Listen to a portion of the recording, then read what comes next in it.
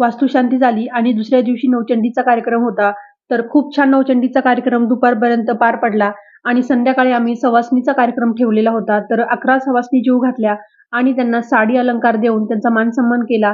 तर खूप छान नवचंडीचा कार्यक्रम पूर्णपणे स्वामींच्या कृपेने पार पडला आणि कुलदेवतेच्या कृपेने पार पडला.